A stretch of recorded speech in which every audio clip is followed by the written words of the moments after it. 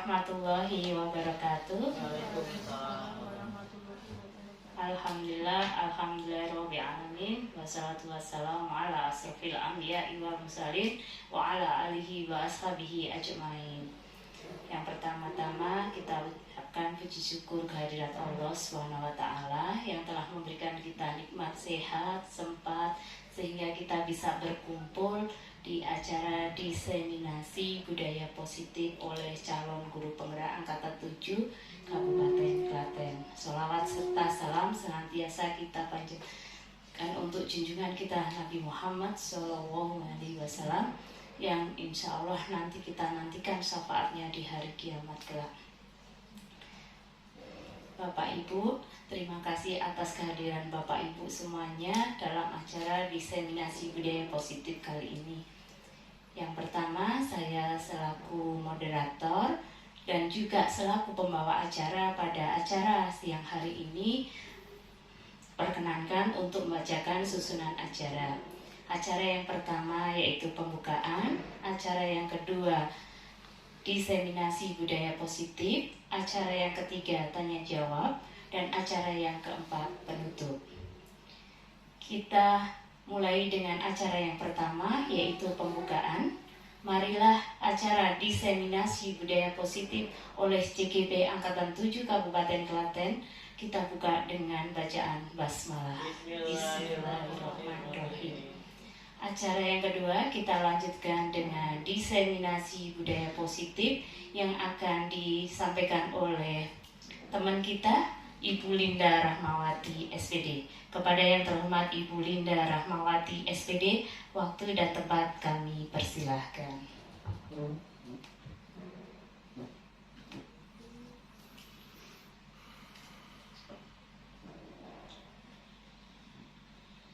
Ya, Assalamualaikum warahmatullahi wabarakatuh. Ya, kepada Bapak Ibu Guru SMK Muhammadiyah 1 Klaten Utara yang saya hormati, terima kasih atas kehadirannya. Alhamdulillah hari ini kita bisa berkumpul di sini semua dalam keadaan sehat walafiat. Bapak Ibu, pada kesempatan kali ini saya akan mendesimasikan hasil yang saya peroleh dari kegiatan guru penggerak yang telah kami ikuti pada Angkatan 7 ini. Yang Alhamdulillah pada saat ini saya telah menyelesaikan satu modul yang dalam satu modul itu terdiri dari 4 subbab dari modul 1.1 sampai modul 1.4 ini, dan pada modul 1.4 ini mengenai budaya positif. Untuk tujuannya dalam diseminasi ini agar Bapak Ibu semua, kita semua khususnya dapat melaksanakan budaya positif di sekolah tercinta kita ini.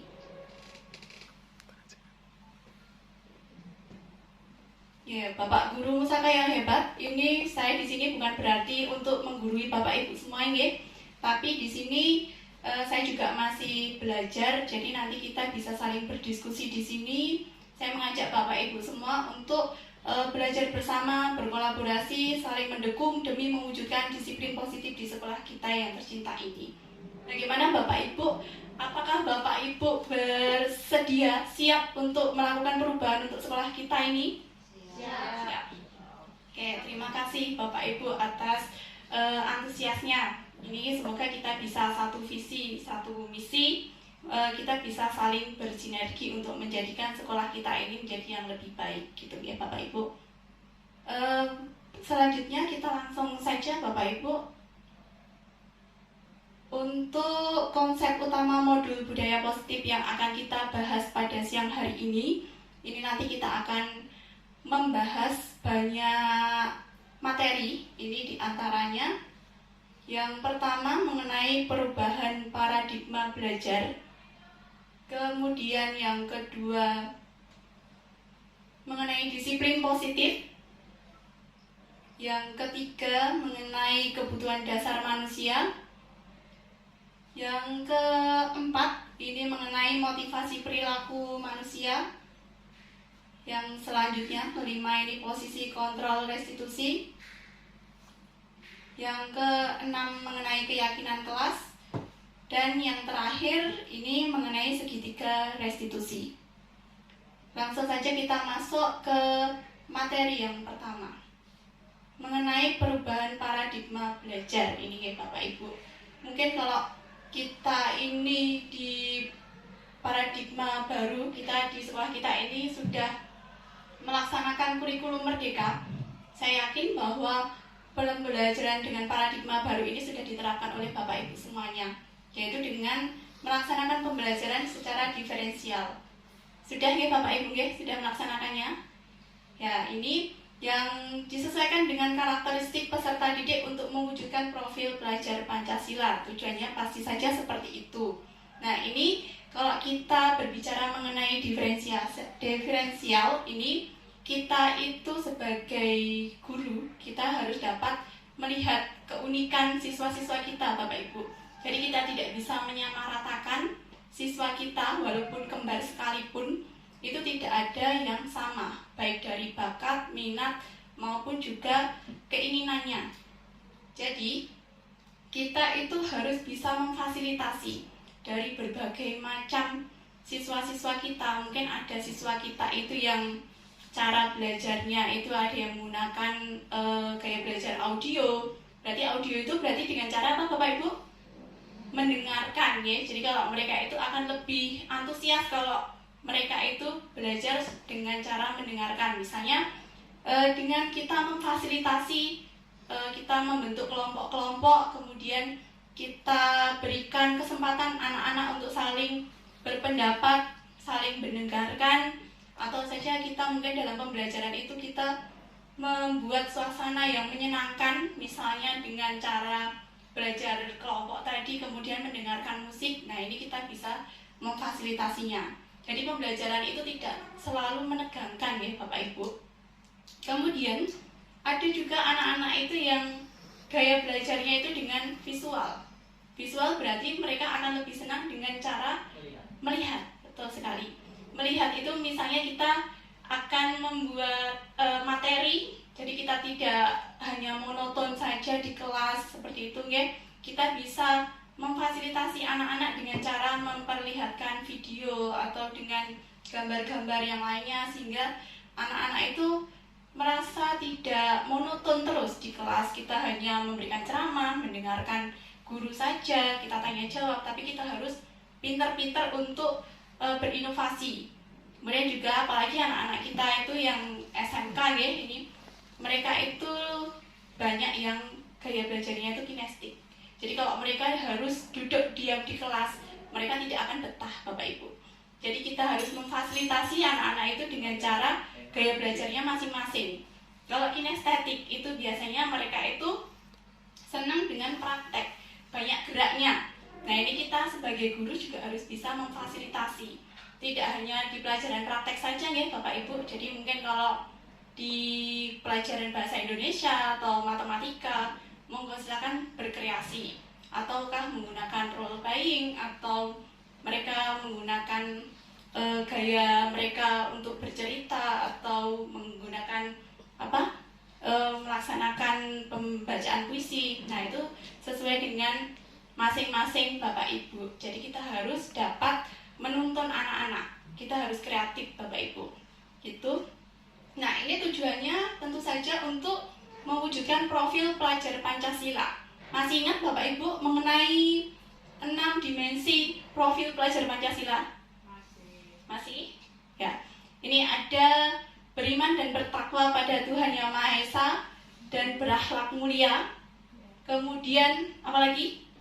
Kebinekaan global, dan gotong royong, kreatif, bernalar kritis, dan juga mandiri. Nah, ini tujuan akhir dari kita dalam menuntun siswa-siswa kita. Jadi kita itu menghasilkan siswa yang memiliki karakter profil pelajar Pancasila. Nah, selanjutnya mengenai disiplin positif. Bapak Ibu kalau mendengar kata disiplin, apa yang ada di benak Bapak Ibu ini? Teratur, tertib, ya, peraturan, tata tertib. Nah ini kata disiplin itu sering dihubungkan dengan hukuman. Betul tidak Bapak Ibu? Betul ya. Ini kata disiplin sering dihubungkan dengan hukuman dan ketidaknyamanan. Nah, ini sebenarnya kalau disiplin positif ini jauh Bapak Ibu dari kata hukuman. Hukuman itu kalau bisa dikesampingkan. Tapi biasanya ini masih sering terjadi ya Bapak Ibu ya. Nah, ini kita harus bisa mengesampingkan hukuman. Kalau bisa dihilangkan. Jangan sampai digunakan hukuman itu untuk mendidik anak-anak kita. Nih. Nah, kalau dari bahasa Latin sebenarnya disiplin itu artinya adalah belajar. Belajar bagaimana caranya mereka itu untuk mengontrol dirinya. Nih Bapak Ibu.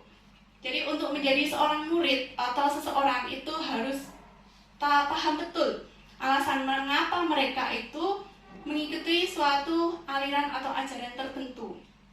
Sehingga motivasi yang terbangun adalah motivasi intrinsik, bukan ekstrinsik. Nah, ini bisa saya kasih contoh nih ya Bapak Ibu ya. Mungkin kalau yang di sekitar kita seringkali ini di SMK kita, sekolah kita ini seringkali anak-anak itu banyak yang datang terlambat. Ya, banyak sekali anak-anak yang datang terlambat itu mereka itu karena apa ini? Karena mereka itu belum memiliki motivasi intrinsik, belum memiliki motivasi dalam diri. Kalau mereka itu datang terlambat, kalau mereka itu datangnya jam 7, itu karena adanya motivasi ekstrinsik seperti takut dihukum atau takut sama guru yang itu gitu ya. Itu berarti itu masih gagal Bapak Ibu. Jadi tujuan kita ini adalah membentuk motivasi dalam diri. Jadi anak itu biar tahu, biar memahami, biar mereka itu memiliki keyakinan. Kenapa kok saya itu harus datang tepat waktu? Kalau anak itu sudah berpikir, saya datang tepat waktu karena saya ada sholat duha. Nah, itu kan berarti kan sudah ada timbul motivasi dalam diri. Kemudian, saya kalau misalnya datang tepat waktu, saya bisa mengikuti pembelajaran tanpa ketinggalan. Nah, ini yang harus ada dalam diri siswa. Ini harapan kita. Jadi kita harus bisa menumbuhkan motivasi intrinsik. Jadi kalau hanya karena takut hukuman atau takut dengan guru si A, si B seperti itu tidak akan tertanam dalam diri siswa. Nah, itu kalau seperti itu nggih Bapak Ibu, karena takut dihukum, ketidaknyamanan, itu mungkin kalau tidak ada gurunya atau sudah keluar dari sekolah kita, mereka akan seperti itu lagi. Tapi kalau sudah tertanam, sudah muncul keinginan dalam dirinya sendiri, motivasi intrinsik, walaupun tidak diawasi, walaupun mereka sudah keluar dari sini, itu akan terbawa terus gitu. Nah, ini selanjutnya mengenai kebutuhan dasar manusia. Setiap manusia itu pasti memiliki kebutuhan dasar. Tidak hanya siswa saja Bapak Ibu, tapi juga kita sebagai guru itu memiliki kebutuhan dasar yang harus terpenuhi. Kalau misalnya dari kesemua kebutuhan dasar ini terpenuhi, maka hidupnya sudah akan bahagia, hidupnya seimbang. Tapi kalau tidak terpenuhi, ada salah satu saja yang tidak terpenuhi, ini akan menimbulkan suatu perilaku emosi yang kurang baik Bapak Ibu. Mungkin dari anak itu, kita contohkan anak ya, kita berbicara di anak misalnya. Nah, itu mungkin mereka akan ada perasaan emosi, kecewa, sedih, atau marah. Nah, ini kenapa kok mereka bisa ada timbul-timbul perasaan seperti itu? Kemudian mereka bisa saja akan menjadikan melanggar peraturan.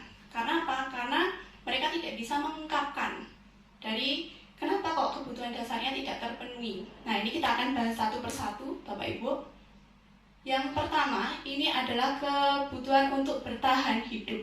Jadi ini berhubungan dengan fisiknya. Jadi untuk bertahan hidup itu kebutuhan seperti sandang, pangan, papan, kemudian rasa aman, ini termasuk dalam kebutuhan dalam untuk bertahan hidup. Kita contohkan Bapak Ibu. Jadi kalau misalnya anak kita datang pagi-pagi ke sekolah, kemudian mereka belum makan, apa yang terjadi Bapak Ibu? Tidak semangat, minta jajan dulu ya Pak Cesar ya. Jadi mungkin kalau jam pagi-pagi itu mereka itu belum sempat sarapan. Jadi untuk di kelas saja juga pengennya keluar, pengennya ke kantin dulu ya Pak Ceng ya. Jadi mereka itu kalau dalam posisi lapar itu juga mereka tidak akan bisa konsentrasi. Nah ini sebagai seorang guru ya, ini kita harus memahami Bapak Ibu. Jadi kok jangan menganggap oh anak ini kok males, ngantuk, ngelentruk. Nah ini seperti ini kita harus bisa menggali dulu kenapa kok anak bisa seperti ini. Pasti kita tanya dulu. Oh tadi Bu saya belum sarapan. Nah kalau belum sarapan ya otomatis kalau di kelas juga akan nggak semangat, ngantuk. Pengennya ke belakang terus, pengennya ke kantin. Nah ini kita harus bisa memahami. Kemudian ini yang keempat ini masih ada 4 kebutuhan dasar ini berhubungan dengan psikologis Bapak Ibu. Nah ini ada yang kedua kebutuhan akan kasih sayang dan rasa diterima. Nah ini juga sangat penting sekali mengenai kasih sayang dan rasa diterima. Kalau saja kita contohkan anak itu di kelas, mereka itu kurang mendapatkan kasih sayang, kemudian dari rumah tidak mendapatkan kasih sayang orang tua, kemudian juga di sekolah itu tidak diterima dengan teman-temannya, misalnya dibully, diejek seperti itu, pasti anak juga nggak mau, nggih Bapak Ibu nggih masuk sekolah, males itu. Nah, di balik kata males itu kita harus tahu kenapa kok anak itu males.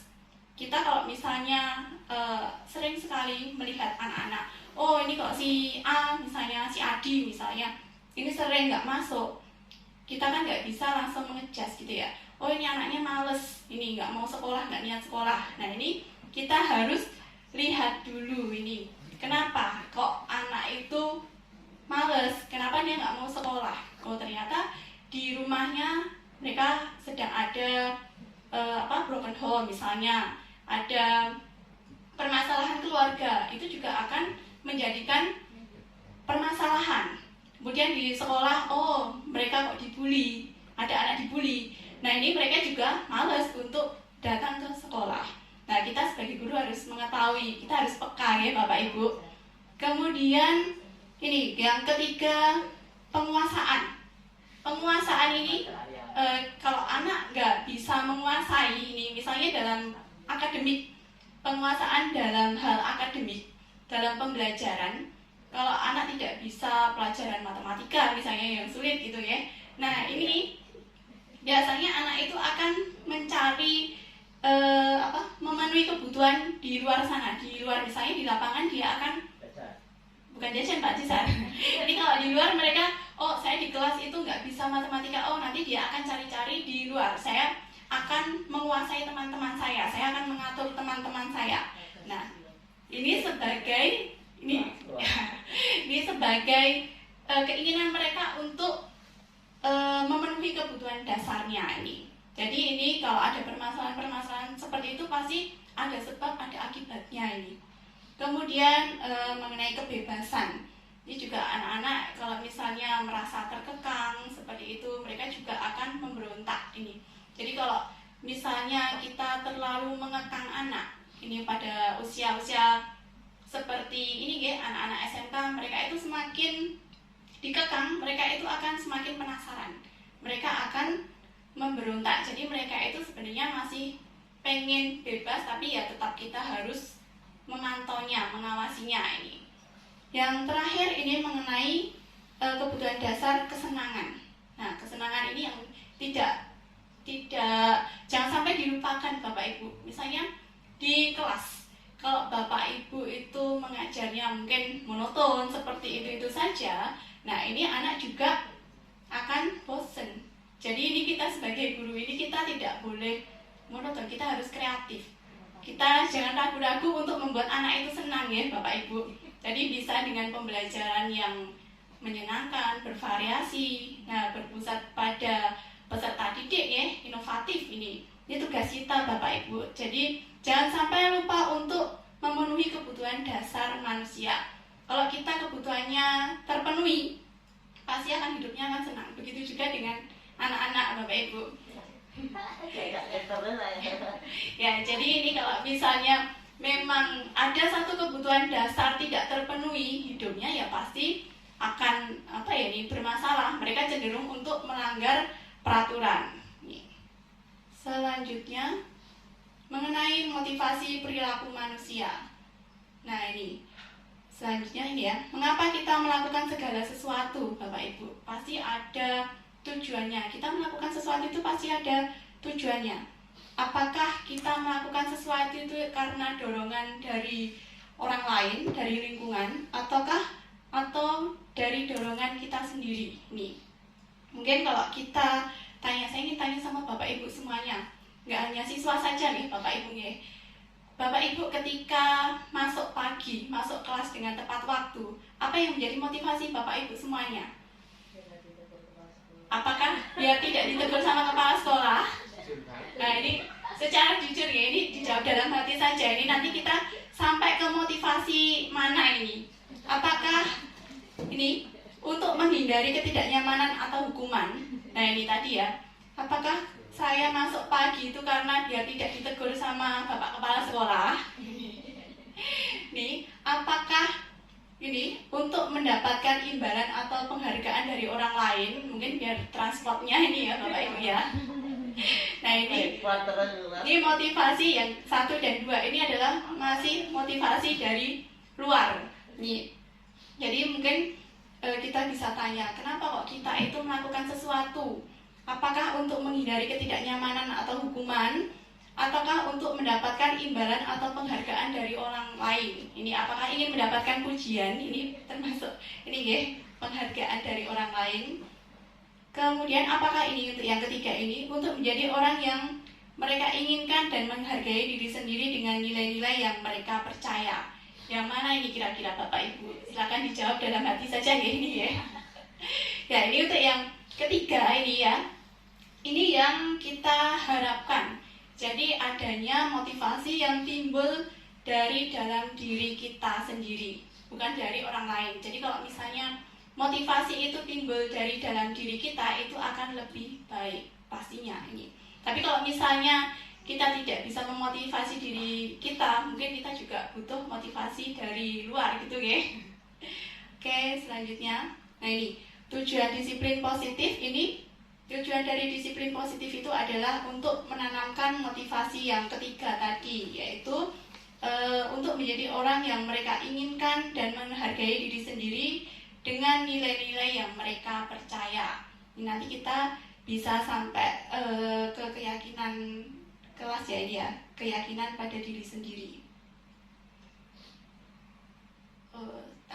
Nah, ini kita selanjutnya mengenai konsep disiplin identitas yang gagal. Ini Bapak Ibu, ini ada hukuman dan juga penghargaan. Nah, di sini ada dua hukuman dan penghargaannya, ada 2 hal, hukuman dan penghargaan. Kira-kira kalau Bapak Ibu melihat hukuman dan penghargaan itu yang positif apa negatif ini Bapak Ibu? Kalau penghargaan positif ya ini ya. Nah, ini sebenarnya hukuman dan penghargaan itu adalah hal yang nilainya sama ini. Jadi kalau kita memberikan hukuman dan penghargaan itu sebenarnya memiliki dampak yang sama juga. Kita bahas satu persatu ini. Untuk hukuman itu adalah sesuatu hal yang menyakitkan. Tidak ada satupun di dunia ini yang pengen dihukum Bapak Ibu. Bapak Ibu sendiri pun juga tidak ingin dihukum ya. Ini pengennya ya baik-baik saja. Nah, ini kalau hukuman itu hanya akan memberikan efek dendam ini biasanya. Kemudian hukuman itu membuat tidak nyaman untuk murid atau anak untuk jangka waktu yang panjang. Karena hukuman itu biasanya akan memberikan trauma, efek trauma sampai jauh ini. Biasanya mungkin walaupun kita sudah kerja ya sejauh inilah, pasti kita masih ingat ketika dulu zaman sekolah kita dihukum sama guru kita. Nah, ini kan membekas ini. Jadi kan tidak baik ya Bapak Ibu ya. Ini jangka waktunya panjang. Mungkin sampai kita tua nanti itu akan teringat terus. Kemudian dengan hukuman, ini murid atau anak akan belajar menyembunyikan kesalahan. Mereka cenderung untuk menyembunyikan kesalahan mereka. ini akan berakibat anak tidak jujur. Kemudian menimbulkan perilaku pasif dan agresif itu meningkat. Jadi ketika anak itu tidak takut akan hukuman, itu biasanya mereka itu akan lebih melanggar lagi ini. Jadi ini kita harus berhati-hati kalau kita menggunakan hukuman. Kemudian penghargaan tadi ya, mungkin yang kalau mungkin Bapak Ibu tadi bilang, oh kalau penghargaan itu berarti efeknya positif, baik gitu. Tidak selamanya memberikan penghargaan itu akan memberikan dampak yang positif. Ternyata ini akan menjadi bumerang juga untuk kita, Bapak Ibu. Nah, ini yang pertama, penghargaan itu tidak efektif. Jadi kalau memberikan penghargaan itu tidak akan efektif kalau kita berhenti memberikan penghargaan. Setiap kita memberikan penghargaan, hadiah, anak itu akan terpacunya itu hanya untuk mendapatkan hadiah, bukan karena mereka ingin melakukan itu gitu. Jadi misalnya anak bisa tidak terlambat, misalnya tidak terlambat, kemudian kita memberikan reward, kita memberikan hadiah, ya anak akan mengejar hadiahnya itu saja, tapi dia tidak akan meresapi dalam dirinya. Nah, kemudian ini pengaruhnya juga jangka pendek. Jadi kalau yang memberikan reward, yang memberikan penghargaan itu sudah tidak memberikan penghargaan, mereka akan berhenti melakukan kebaikan-kebaikan. Nih, bahaya juga ini Bapak Ibu. Kemudian penghargaan merusak hubungan. Nah, ini kalau kita memberikan penghargaan, misalnya dalam kelas anak yang juara nih ya, kita berikan penghargaan, itu pasti ada yang iri, mungkin, oh kok yang dapat kok itu saja, saya kok nggak pernah dapat. Nah, ini akan menimbulkan ketidaksukaan pada sesama teman. Kemudian juga penghargaan mematikan kreativitas. Ketika anak melakukan sesuatu, itu mereka diberikan penghargaan, mereka akan tadi terpaku pada hadiahnya saja gitu. Jadi kalau dalam penelitian ini, ketika kita memberikan hadiah, itu kreativitasnya itu tidak berkembang. Ketika mereka, oh saya sudah dapat hadiah, ya sudah, saya sudah seperti ini saja sudah dapat hadiah gitu. Mereka tidak bisa berkembang lagi. Kemudian yang terakhir ini, penghargaan itu menghukum untuk teman-temannya. Misalnya tadi ada juara 1. Nah, bagi yang tidak bisa memperoleh juara 1, dia itu akan merasa gagal. Dia akan merasa dirinya itu terhukum. Kenapa saya tidak bisa mendapatkan juara 1? Ini seperti teman saya. Nah, makanya sekarang itu sistem ranking itu sudah dihilangkan ya Bapak Ibu. Karena ini tadi mungkin dalam penghargaan itu juga memberikan efek kurang baik juga untuk kita semua. Kemudian ini ada konsep disiplin identitas sukses.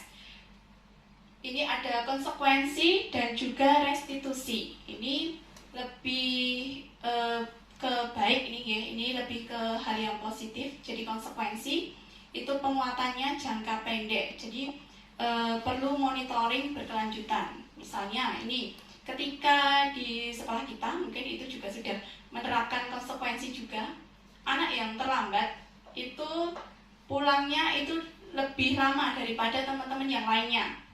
Mungkin kalau pulangnya teman-temannya jam 2, mereka harus pulang setengah 3. Dengan konsekuensi apa? Dengan konsekuensi mereka harus menghafalkan surat-surat pendek. Nah, ini karena itu sudah diketahui oleh siswa-siswa, mereka sudah mengetahui konsekuensinya. Nah, ini mereka juga akan melakukannya itu, tapi harus ada monitoring ini. Kemudian ada stimulus dan respon.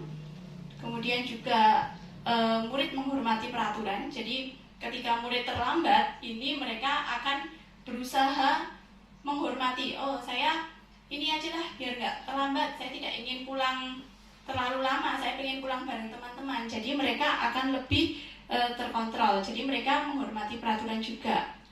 Kemudian mereka juga akan kehilangan waktu untuk merenungi kesalahan dari konsekuensi tadi. Mungkin mereka menerima konsekuensinya, tapi mereka juga merasa bersalah. Ini yang selanjutnya yang kita harapkan ini di restitusi. Nih, restitusi itu jadi kita menuntun anak untuk murid itu bertanggung jawab terhadap perilakunya.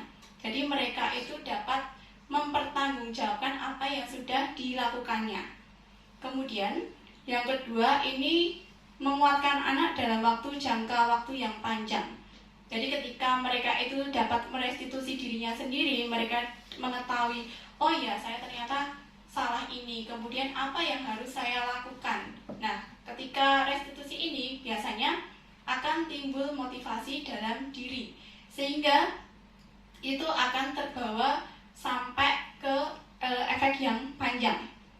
Yang berikutnya ini fokus pada pemecahan masalah. Jadi restitusi itu kita menuntun siswa kita untuk dapat memecahkan permasalahannya sendiri gitu. Jadi kita hanya, ketika kamu melakukan kesalahan itu, lalu apa yang akan kamu lakukan? Nah ini, jadi anak itu dapat bisa memecahkan masalah sendiri. Kemudian murid atau anak akan menghormati dirinya dan orang lain. Ini mereka biasanya kalau restitusi itu mereka sudah memiliki keyakinan tersendiri. Oh saya harus disiplin. Jadi mereka punya keyakinan disiplin. Kalau saya tidak disiplin, jadi saya akan merasa kecewa gitu. Jadi mereka menghormati dirinya dan orang lain. Ketika mereka itu terlambat, mereka akan belajar bagaimana caranya biar tidak terlambat. Mereka akan mengatur waktu, mungkin bangun pagi, kemudian bisa mengatur waktunya. Misalnya rumahnya jauh di Delanggu misalnya, membutuhkan waktu berapa menit dari rumah sampai ke sekolah. Kemudian ketika dia itu melakukan kesalahan itu, dia juga menyadari, oh ya ketika saya terlambat, itu saya juga akan mengganggu teman-teman saya. Ketika saya masuk kelas, tertuju perhatiannya bubar gitu ya, konsentrasinya bubar ini karena saya. Ini berarti mereka sudah mulai menghormati dirinya dan juga orang lain. Yang selanjutnya, pendekatan restitusi. Ini apa itu restitusi? Ini kita tadi sudah berbicara mengenai restitusi ya.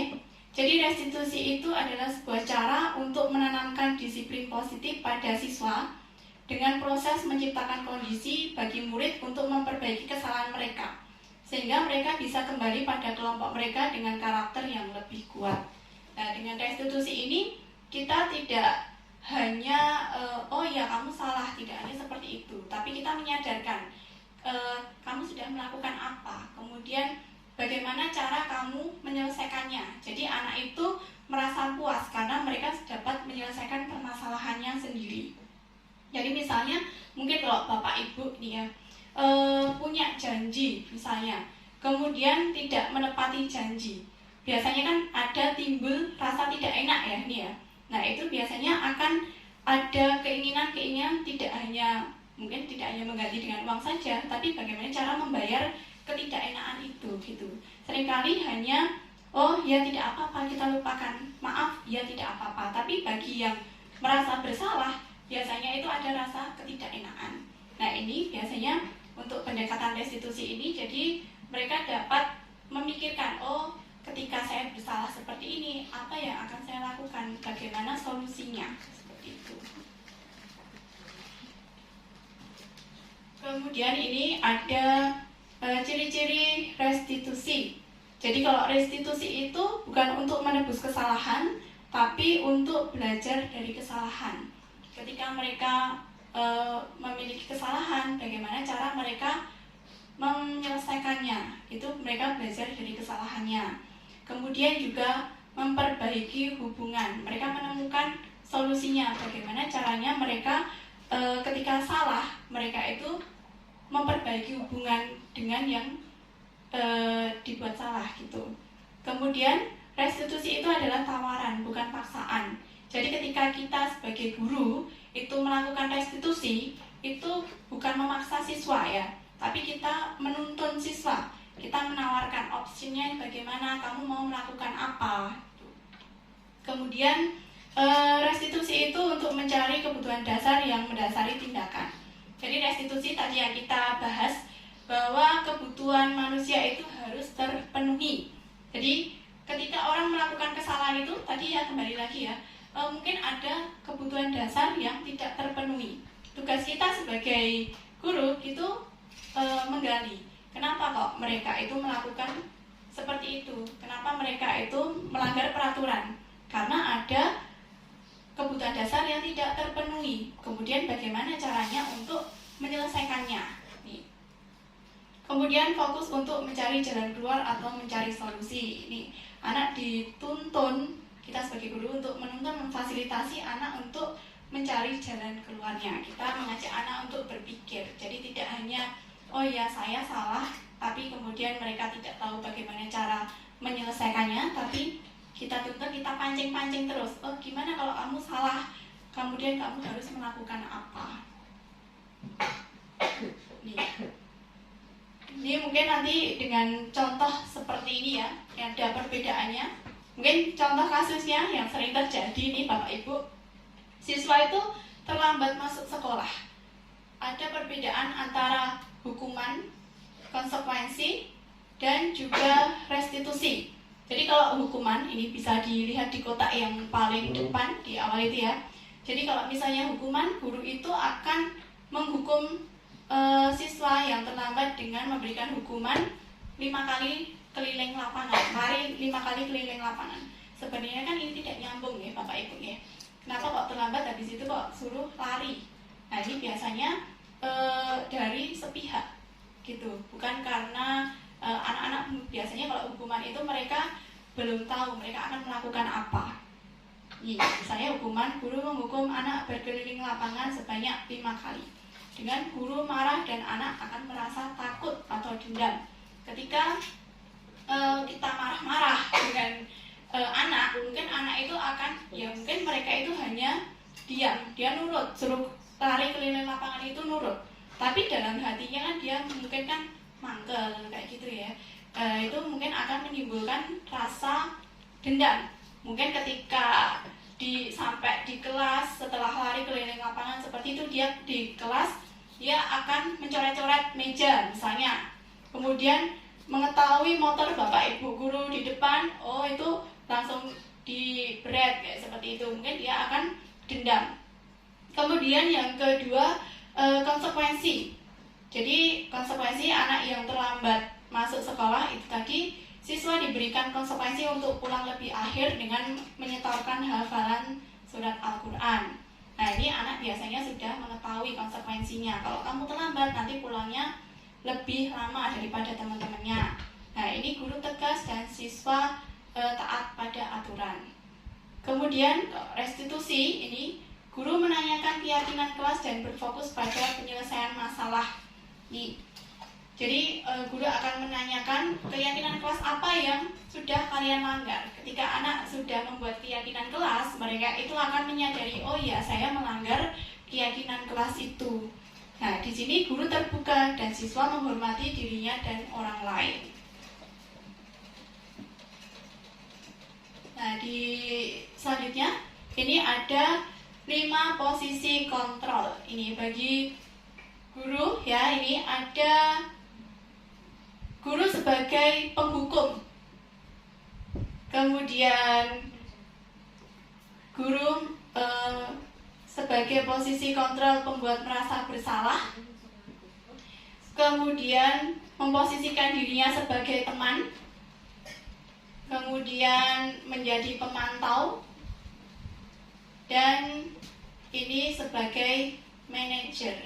Ini jadi kalau penghukum itu biasanya guru akan memberikan hukuman dengan marah-marah seperti itu ya Bapak Ibu. Kemudian kalau membuat merasa bersalah itu akan menghasilkan anak itu merasa gagal.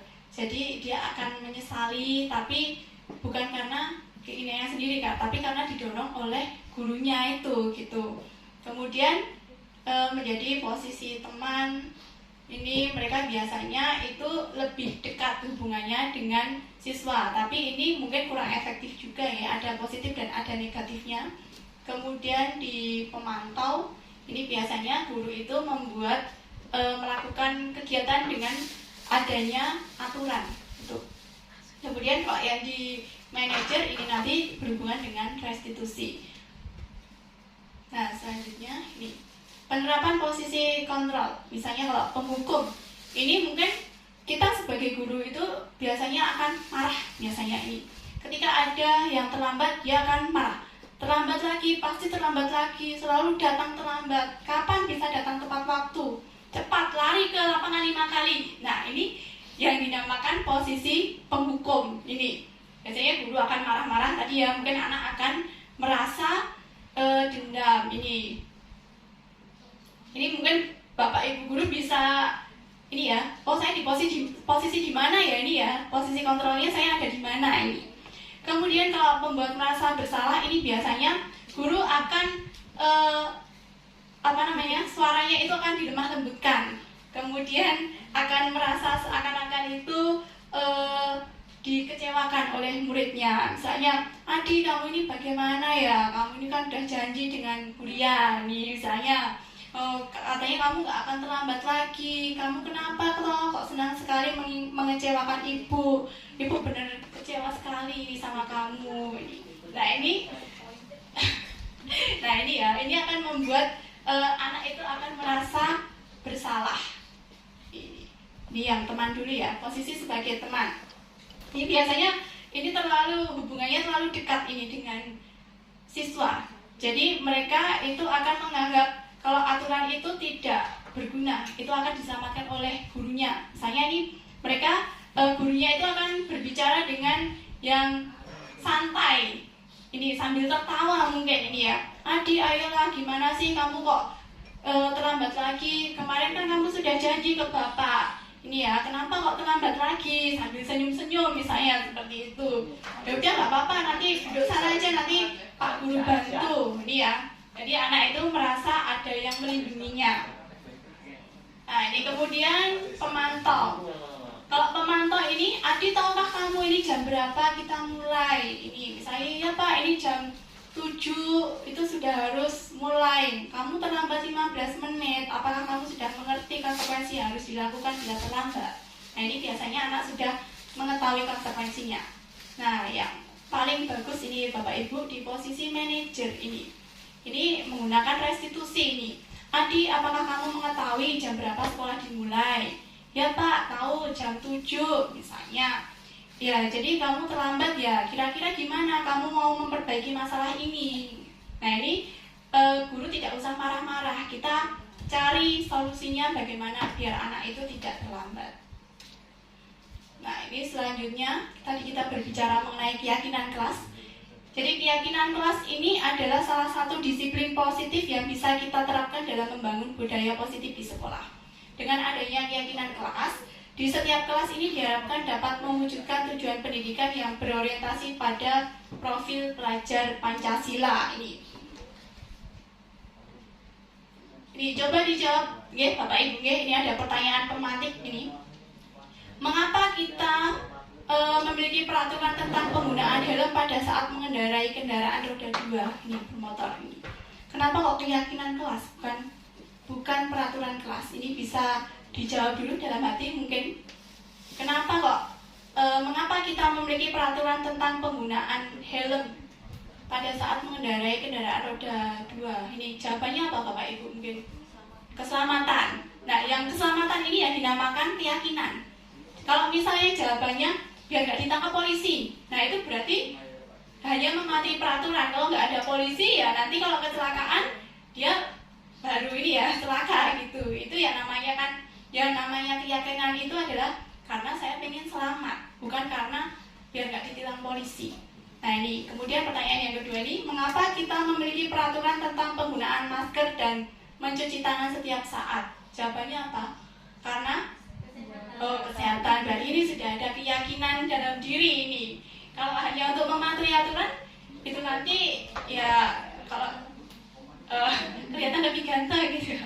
Itu berarti bukan karena keyakinan diri ini, bukan karena motivasi dalam diri, tapi itu masih motivasi dari luar. Nah, mengenai pembentukan keyakinan kelas, nanti mungkin saya minta tolong dengan Bapak Ibu wali kelas juga ya, ini agar bisa sama-sama untuk membuat keyakinan kelas di masing-masing kelas. Dalam pembentukan keyakinan kelas ini, yang pertama caranya membuat keyakinan kelas itu bersifat lebih abstrak.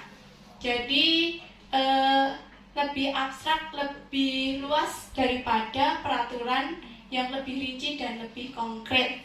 Kemudian yang kedua, keyakinan kelas itu berupa pernyataan-pernyataan universal. Misalnya saya menghormati saling menghormati sesama warga kelas gitu ya.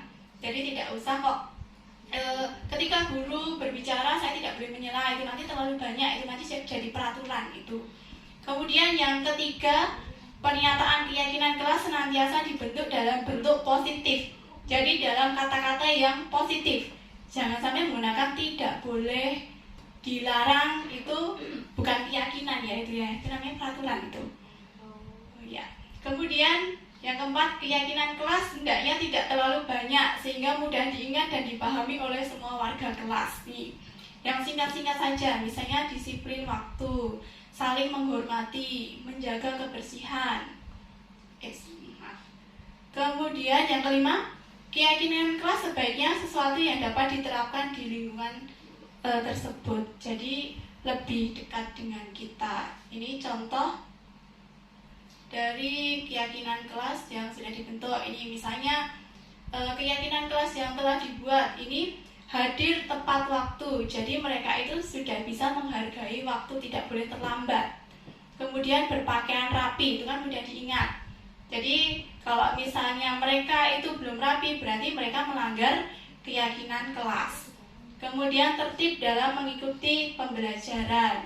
Jadi ya tidak membolos, kemudian dia tidak membuat gaduh, itu sudah termasuk dalam tertib dalam mengikuti pembelajaran. Kemudian menghargai guru dan teman. Nah ini sudah dalam bentuk yang universal ya, ini menghargai dalam segala hal ini. Misalnya ketika guru berbicara, mereka tidak boleh menyela. Kemudian saling menghargai sesama teman, mereka tidak saling membuli. Ini sudah masuk ke menghargai guru dan teman. Kemudian juga menjaga kebersihan kelas. Ini dibentuk dalam kata-kata yang luas, universal ya ini. Nah ini mungkin saya akan memberikan contoh aksi nyata yang sudah saya lakukan dalam pembuatan keyakinan kelas ini. Bisa disimak ya Bapak Ibu ya.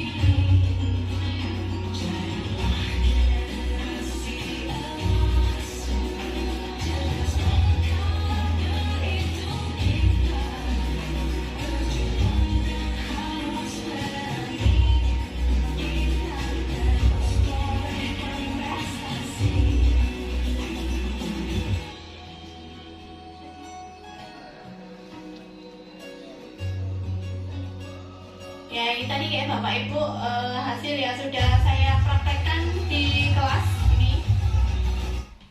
Ini tadi yang sudah saya praktekkan di kelas 10 TJKTC, itu mereka sudah membuat keyakinan kelas dengan cara tadi mungkin yang awal saya memberikan pengertian dulu bagaimana cara membuat keyakinan kelas. Mereka akan membuat peraturan-peraturan terlebih dahulu. Kemudian kita sebagai guru nanti merumuskan yang kita sepakati bersama dengan siswa-siswa. Kemudian terbentuklah keyakinan kelas. Jadi kalau mereka itu melakukan kesalahan atau melanggar peraturan, mereka akan ingat, oh ya, keyakinan kelas ini kok saya langgar, kemudian saya bagaimana cara memperbaikinya, seperti itu. Nah, kemudian dengan adanya peraturan-peraturan tadi, mungkin saja ini seringkali siswa-siswa itu melanggar peraturan ya Bapak Ibu. Jadi nanti kita bisa menerapkan segitiga restitusi. Dari tadi kita sudah berbicara mengenai restitusi. Restitusi itu mengenai tahapan-tahapan bagaimana cara kita itu membuat siswa menjadi bertanggung jawab untuk dirinya sendiri dan juga membantu siswa, menuntun siswa untuk menyelesaikan permasalahannya. Yang pertama itu tahapannya adalah menstabilkan identitas dulu Bapak Ibu. Ketika anak itu melakukan kesalahan, melanggar peraturan, kita tidak bisa kalau mereka itu kita marah-marahi Bapak Ibu. Jadi kita harus stabilkan dulu emosinya. Kita itu bisa ada di posisi mereka. Kalau kita itu langsung menyalahkan anak itu tidak akan bisa berpikir secara rasional, karena otak dalam dirinya ketika mereka itu dalam kondisi yang merasa gagal, merasa marah, itu tidak akan berfungsi otak dalam berpikir rasional. Jadi kita harus bisa masuk ke dirinya siswa terlebih dahulu dengan cara misalnya kita mengatakan, oh tidak apa-apa, kamu bersalah. Setiap orang itu pasti bersalah, punya salah, karena tidak ada manusia yang sempurna. Nah, hanya berkata seperti itu, mungkin anak itu akan merasa dirinya itu tidak terlalu terpuruk sekali, gitu. Jadi mereka menyadari, oh ya salah itu ya memang gak apa-apa, manusiawi, seperti itu. Itu mungkin seringkali kita sulit untuk melakukan itu ya Bapak Ibu. Mungkin kita sudah marah duluan gitu. Nah, sebenarnya hanya perlu waktu 30 detik Bapak Ibu untuk mengatakan seperti itu. Nah, itu akan bisa merubah kondisi yang tidak kondusif menjadi lebih stabil. Jadi kalau misalnya anak itu sudah stabil, ini ya, menstabilkan identitasnya itu sudah stabil, dia itu pasti akan terbuka dengan kita. Kenapa kok melakukan kesalahan itu? Gitu. Pasti ada 5 kebutuhan dasar tadi yang tidak terpenuhi. Nah ini kalau misalnya itu belum distabilkan identitasnya, mungkin mereka akan cenderung untuk menyalahkan orang lain atau malah membela dirinya sendiri. Kemudian ini yang kedua ini adalah tahap validasi tindakan yang salah. Nah ini kita harus menyadarkan siswa, oh ya ini adalah tindakan yang salah. Mungkin kita bisa mengatakan, kamu bisa saja melakukan hal yang lebih buruk daripada ini. Untung kamu tidak melakukan hal yang lebih buruk lagi ini. Jadi kita ketika restitusi itu kita harus ada tahapannya gitu. Jadi tidak langsung menyalahkan siswa. Kemudian yang ketiga ini adalah menanyakan keyakinan. Keyakinannya yang tadi sudah dibentuk di kelas tadi, keyakinan apa yang sudah kamu langgar? Oh iya Bu, saya sudah melanggar keyakinan kelas, saya tidak menghargai teman saya misalnya. Kemudian kita akan menanyakan, langkah apa yang akan kamu lakukan? Gitu. Kemudian dia akan menjawab dengan, oh ya Bu, saya akan minta maaf, mungkin saya akan memperbaiki kesalahan ini. Nah, ini yang dinamakan dengan segitiga restitusi. Jadi kita menuntun siswa untuk dapat bertanggung jawab pada dirinya sendiri dan juga menyelesaikan permasalahannya. Ini yang kita harapkan. Jadi Bapak Ibu jangan langsung memberikan hukuman ya Bapak Ibu. Jadi kita sebisa mungkin untuk merestitusi dulu. Kemudian ini ada contoh yang dari tugas yang sudah diberikan di JGB juga. Ini untuk menerapkan segitiga restitusi. Ini mungkin bisa diterapkan dengan Bapak Ibu semua ketika menghadapi siswa yang bermasalah.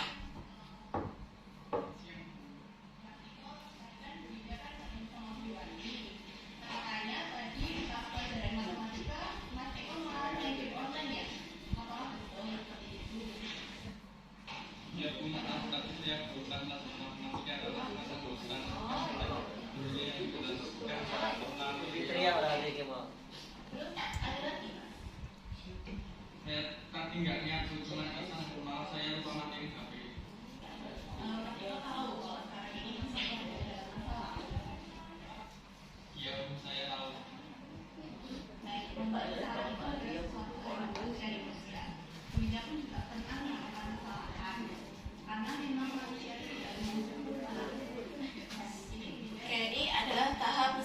memberikan identitas ya Bapak Ibu yang sudah saya contohkan tadi.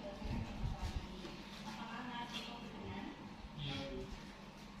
Karena demikian ingin bertanya, Mas Eko saat ini sudah pernah menjadi orang yang baik belum untuk dihubungi? Menurut saya belum, Bu. Soalnya saya mengingkari kesepakatan kelas.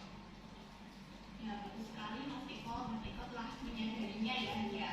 Nah, sebenarnya main game online itu kan sebenarnya kan asik juga ya dia. Bisa menghilangkan bosan, bisa menghilangkan stres gitu. Nah, tapi ketika Mas Eko itu melakukannya pada saat KBM, kan bisa mengganggu teman-temannya pada saat belajar. Betul begitu nggak Mas Eko? Iya, Bu. Setelah kejadian ini, Mas Eko bisa mengambil pelajaran dan Mas Eko mau belajar memperbaiki kesalahan. Ya, Bu, saya akan mengambil pelajaran dari kesalahan saya tersebut. Nah, sekarang kita akan berbicara mengenai keyakinan yang sudah kita sepakati bersama di kelas. Mas ingat Mas Eko? Ya. Nah, menurut Mas Eko, keyakinan apa yang belum tunjukkan pada diri Mas Eko? Kita harus saling menghargai dan menghormati sesama warga kelas, Bu.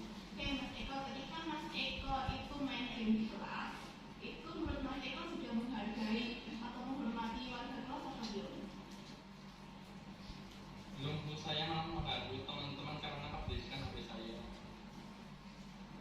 Setelah kejadian ini, Mas Eko ingin menjadi orang yang seperti apa? Saya ingin menjadi orang yang bertanggung jawab dan menghormati orang lain, Bu. Bagus sekali Mas Eko. Mari kita mulai memindahkan keyakinan kelas kita ya, yang telah kita sepakati bersama. Nah, Mas Eko, setelah ini apa yang akan dilakukan Mas Eko untuk memperbaiki kesalahan ini? Bu, saya akan meminta maaf ke Bu Dewanti dan teman-teman sekelas dan saya tidak akan mengulangi lagi. Sekali Mas Eko.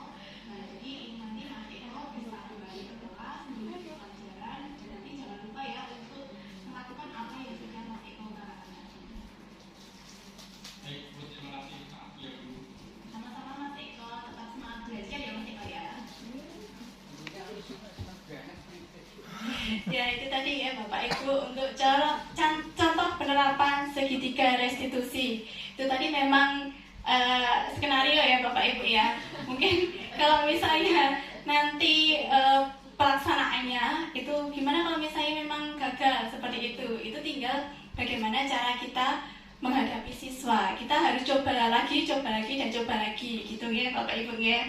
Memang itu tidak selalu berhasil, tapi kita itu yang paling penting kita mendorong siswa untuk dapat bertanggung jawab dan dapat mempertanggungjawabkan apa yang dilakukannya gitu, dapat menyelesaikan permasalahannya sendiri gitu Bapak Ibu. Nah ini mungkin langsung saja. Nah ini jadi dari kesimpulan tadi ya Bapak Ibu yang sudah saya sampaikan, bahwa dalam menghadapi siswa yang bermasalah, kita sebagai guru akan lebih bijak apabila menerapkan segitiga restitusi dan memposisikan diri sebagai manajer dengan tetap memperhatikan potensi yang dimiliki peserta didik, Bapak Ibu. Jadi ini kita akan lebih baik kalau kita itu posisi kontrolnya itu sebagai manajer dan juga dapat melakukan restitusi, nih Bapak Ibu. Ini tadi demikian yang dapat saya sampaikan. Semoga materi hari ini dapat bermanfaat bagi Bapak Ibu semuanya, dapat menambah pengetahuan dan juga wawasan Bapak Ibu semuanya. Terima kasih. Wassalamualaikum warahmatullahi wabarakatuh.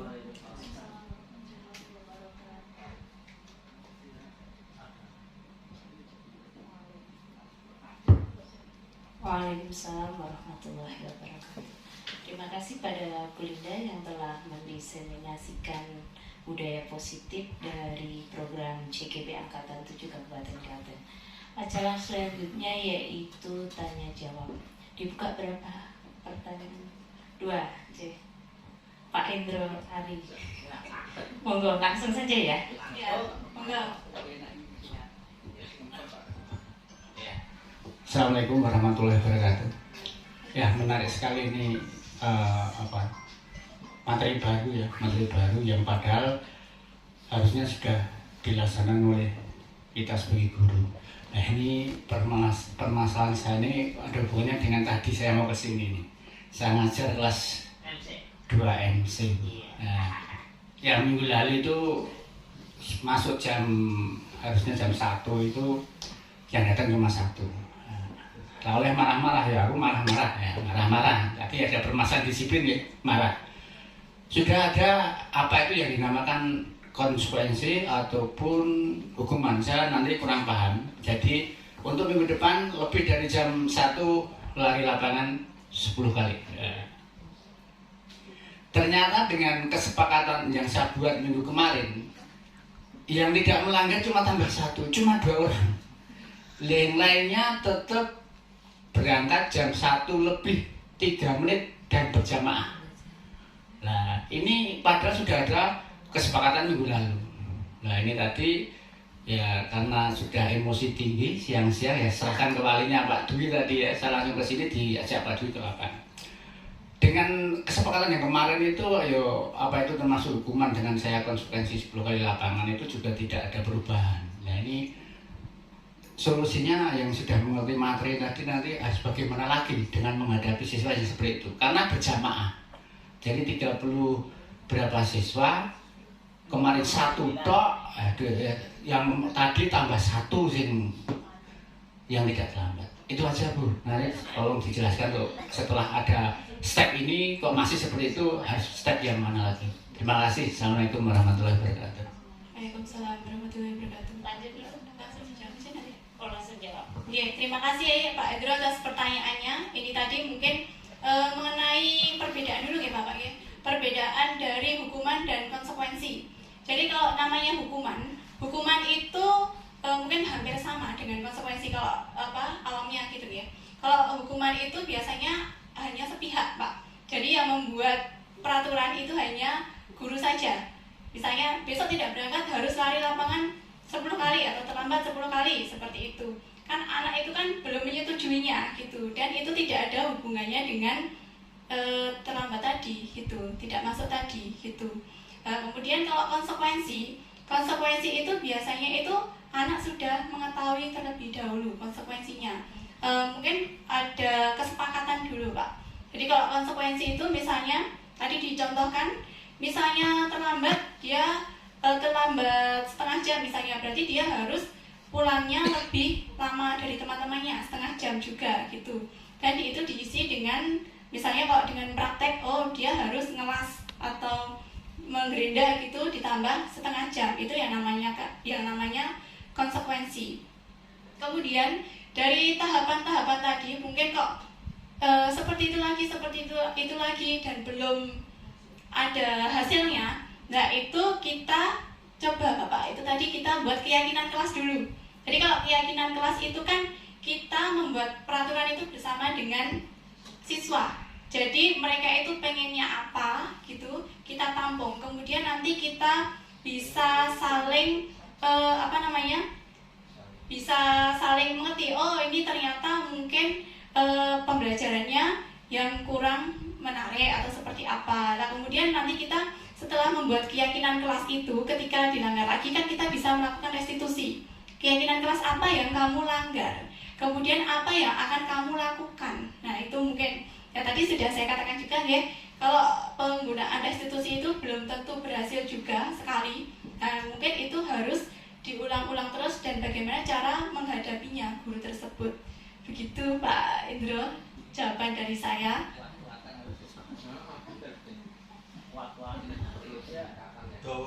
Oke, kalau itu Bu tadi ya sebenarnya sudah kesepakatan ya dari minggu kemarin, gimana pokoknya besok terlambat 1 menit pun harus lari lapangan. Walaupun sudah ada kesepakatan, anak pun ya responnya itu respon negatif, karena kan dia merasa keberatan sebenarnya. Nah padahal sudah kesepakatan. Nah ini memang kita sebagai guru repot juga, karena kalau saya yang repotkan itu dia berjamaah. Kalau cuma 4 orang itu nggak masalah. Nah ini dari 30 siswa 2 yang tidak berjamaah. Nah ini ya terima kasih atas penjelasannya. Mungkin nanti bisa dipraktekkan untuk guru yang lain mana yang lebih baik sehingga bisa ditularkan gitu aja. Matur Bu, matur nuwun. Terima kasih pada Pak Hendro Hari yang sudah memberikan pertanyaan kepada Bu Linda, dan terima kasih kepada Bu Linda yang sudah memberikan tanggapannya. Dibuka satu lagi. Bu siapa tadi? Ria? Oh, Bu Lutfiana. Bu Lutfiana apa Pak Cesar? Bu Lutfiana aja ya, karena sudah ada yang laki-laki. Sebelumnya terima kasih atas waktunya. Assalamualaikum warahmatullahi wabarakatuh. Mohon maaf saya bertanya karena mungkin semuanya sudah tahu, tapi saya nanya ini ya. Terkait dengan yang pertama, pembelajaran secara diferensial. Tadi kan ada setiap anak itu punya gaya belajar sendiri-sendiri. Bagaimana memfasilitasi anak-anak dengan gaya belajar yang berbeda-beda? Apakah di kelas itu setiap sekali pembelajaran kita harus ada metodenya yang berbeda-beda, atau kita pakai metode yang misalnya kita milih, oh di sini banyak yang kinestetis, oh berarti kita pakai ini terus, misalkan salah satu metode terus, ataukah seperti itu atau seperti apa? Mungkin ada solusi dari Bu Linda yang lebih baik. Yang kedua, tadi masalah yang restitusi itu ya, saya lihat salah satu contoh restitusi itu ketika ada anak di kelas itu bermain game, terus kita ngasih apa itu namanya kayak pembinaan sendiri gitu loh. Nah, bagaimana langkah awal kita ketika kita mengetahui anak itu di kelas melakukan kesalahan-kesalahan game atau seperti apa? Apakah kita diem aja dulu, oh nanti disimpan aja kita panggil, ataukah seperti apa? Terima kasih. Assalamualaikum warahmatullahi wabarakatuh. Waalaikumsalam warahmatullahi wabarakatuh. Terima kasih atas pertanyaan dari Bu Lutfi Miranti ya. Untuk yang pertanyaan pertama tadi mengenai diferensiasi ya, untuk bagaimana apakah itu harus dilakukan dengan itu terus seperti itu ya Pak Bu Lutfi ya. Mungkin kembali lagi ke untuk karakteristik siswa ya Bu Lutfi. Dalam sekelas itu kan tidak ada yang sama, berbeda-beda. Mungkin ada yang audio, visual, dan juga kinestetik. Ya itu mungkin kalau kita menggunakannya itu terus saja karena kebanyakan kinestetik itu juga tidak efektif gitu. Jadi kita harus mengkombin. Jadi mungkin untuk yang pertama mungkin bisa dilakukan dengan cara melihat video terlebih dahulu. Kemudian untuk berikutnya kita bisa menggunakan kinestetik itu dengan cara misalnya menggunakan praktek gitu. Jadi tidak harus selalu menggunakan kinestetik terus karena memang kebanyakan di kelas itu seperti itu. Jadi memang harus menyeluruh semuanya gitu. Jadi kita sebagai guru harus dapat memfasilitasi si A, si B, si C dan semuanya agar semuanya itu dapat memenuhi kebutuhannya gitu. Yang kedua tadi pertanyaannya mengenai apa Bu Lutfi tadi? Yang itu yang anak ketika pelajaran ya. tadi. Ketika anak melakukan kesalahan seperti tadi di contoh tadi ya, mungkin kita jangan sampai mempermalukan anak terlebih dahulu.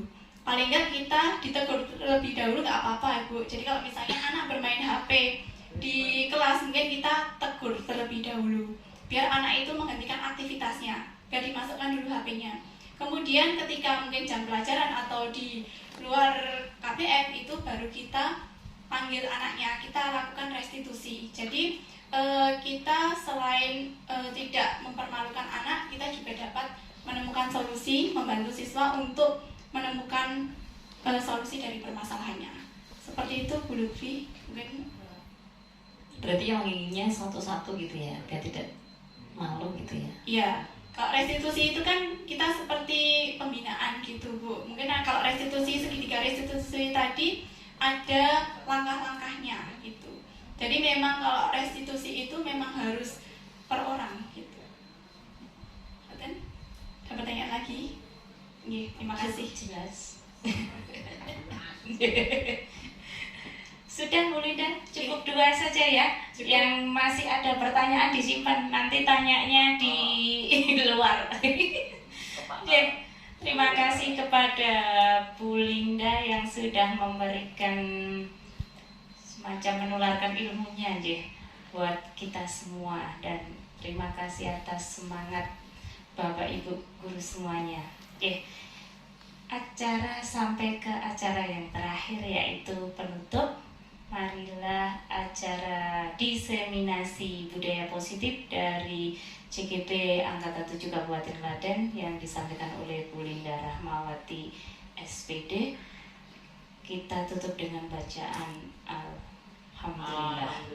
Alhamdulillahirobbilalamin. Aplaus untuk kita semua. Assalamualaikum warahmatullahi wabarakatuh. Waalaikumsalam warahmatullahi wabarakatuh.